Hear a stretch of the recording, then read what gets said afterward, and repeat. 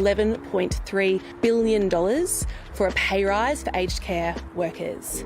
This is the pay rise that aged care workers need and deserve, and we're proud to be delivering it. For burnt-out carers leaving in droves, it could be a life raft. From July, more than 250,000 aged care workers, nurses, personal care workers, cooks and recreational officers will get a 15% pay rise, taking home an extra $140 to $200 every week. If you're a personal care worker, $7,000 a year extra in your pay packet.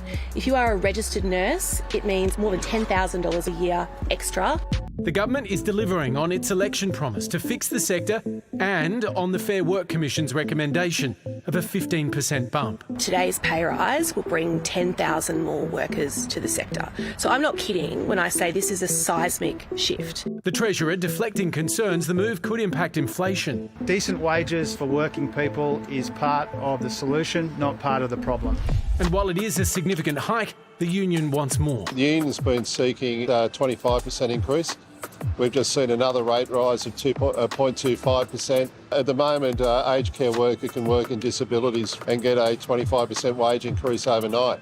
So while it might be historic, will it be enough to lure workers back to care for our most vulnerable? Often it's, a nurse or an aged care worker who is with someone when they die. That is incredibly meaningful work. People want to do this work. They just haven't been able to afford to do it.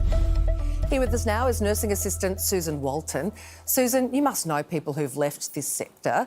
Do you think the announcement today or the promise of this money will bring people back? I think it's a start, but there's definitely a long way to go. People have left due to work circumstances, the low pay rate, the staff shortages, the mental health is a big thing. It's an awful lot of job for one person to do.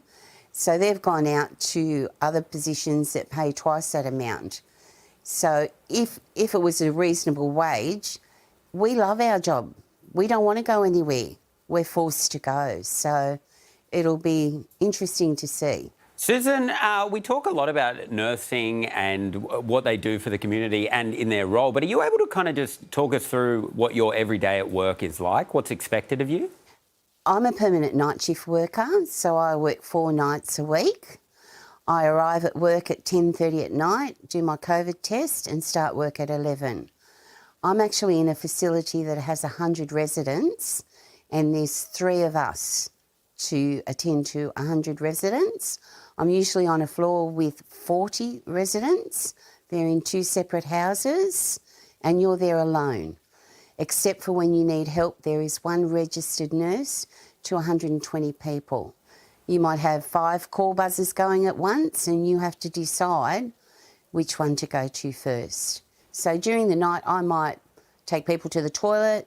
I might need to have to use a lifter. Someone's in pain. I've got to call the registered nurse. People are incontinent. You have to change them. It's very unexpected what you end up on the night. Hey, Susan, thank you very much for the work that you do. My dad's in aged care and I think the work that you and so many others do across this country is unbelievable, so thank you. Do you think you're paid properly for the work you do? No, definitely not. We never have been. Never have been.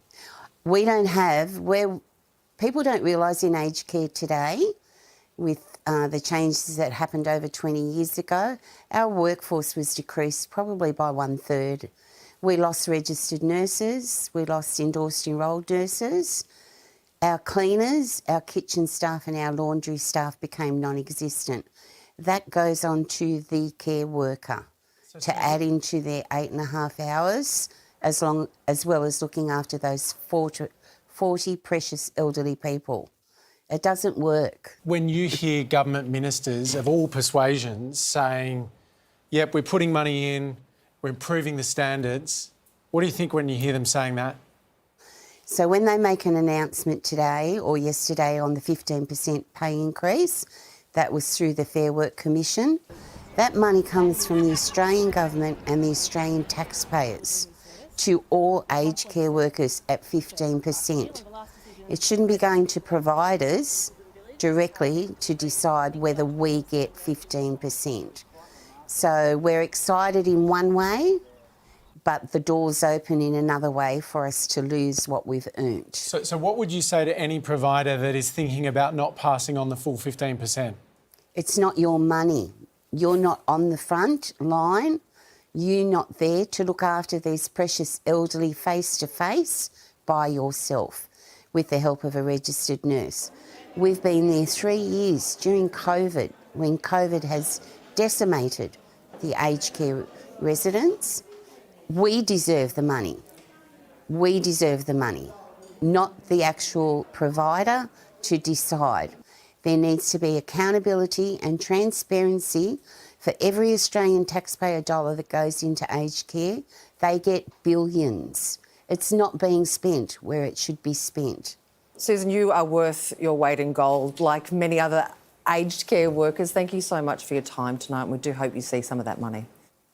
We do too, and I can tell you it's an honour to look after the elderly. We would not be here without them.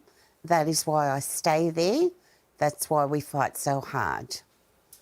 So thank you very much for listening to us. Please don't forget us. Please keep fighting with us. Thank you.